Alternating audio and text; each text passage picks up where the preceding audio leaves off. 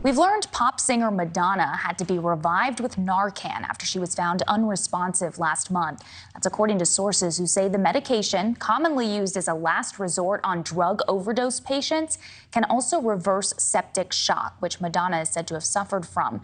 Here to talk about this is my panel. We have board-certified emergency physician Dr. Leigh Vinocur and Jamie DeWitt, professor of pharmacology and toxicology. Dr. Vinocur, we are used to hearing about Narcan when we're talking about drug patients, again, most commonly in drug overdoses. Were you surprised to hear it was used in a case like this for Madonna? No, not really. I mean, there's a couple reasons. Sometimes when you find somebody that's unconscious, you might possibly use Narcan in the event that you worry about perhaps they had an overdose. But also when it comes to something like septic shock and blood pressure, naloxone, which is the not the brand name, the generic, it actually interferes and blocks the opioid receptors in the brainstem for opioid overdose. But also there are certain drugs, Catepril, that's a blood pressure drug, that it can actually block and raise the blood pressure. And both Pfizer and the FDA in the inserts of it talk about the potential to raise blood pressure for a couple hours in things like septic shock.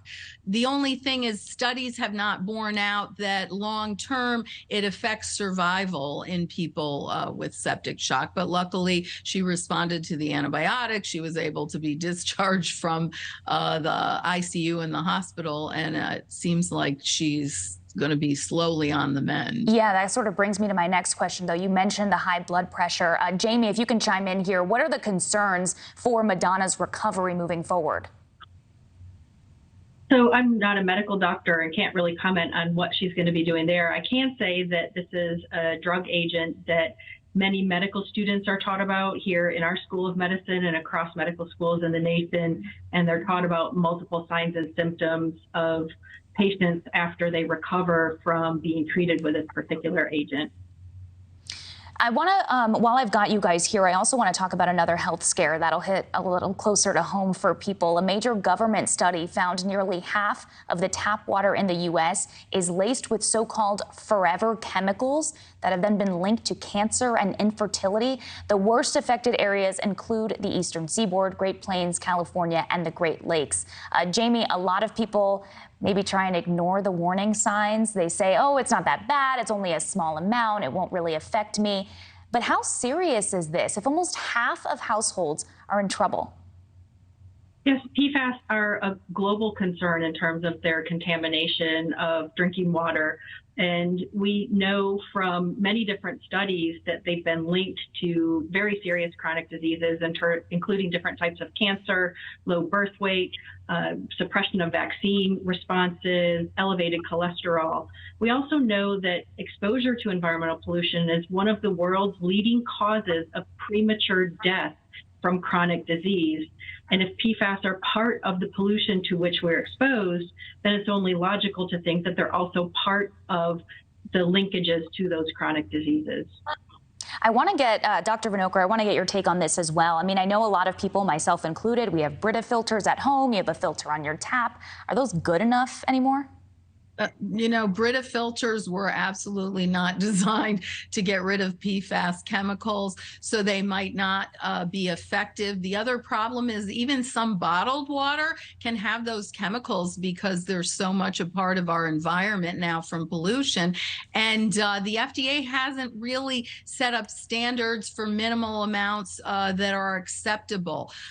You know, we don't know. Cancer rates rising, things like that. These pollutants, as Dr. DeWitt pointed out, are very serious potentials. I mean, and also those forest fires with all the particulate matter, you know, that was even more concentrated than pollution. So this is a problem of modern society and developing societies, all the pollutants that are there. And minimizing it is important, but it's very difficult because it's ubiquitous. And we need to find out what limits are acceptable, if any. Jamie, last question here. I've got less than 60 seconds, but we're talking about something called a forever chemical. That sounds scary to me. Is that dramatic to say? That sounds pretty scary? Well, PFAS, or at least the vast majority of PFAS that we know about, don't break down readily in the environment, and they last for a long time in our bodies. They have what's known as a half-life of some of them up to 8 or even 10 years. And we think that their ability to break down in the environment might be on geologic timescales. So it could take centuries for the PFAS that are in the environment now to break down through natural means, such as microorganisms or sunlight. Is your best bet just drinking some bottled water? Your best bet is relying on your utility, if you get your water from a public utility, to put in technologies to filter out PFAS. But really, we should stop using PFAS for products and processes where their uses aren't essential. All right, Jamie DeWitt and Dr. Leigh Vinocur, thanks for joining us. Appreciate it.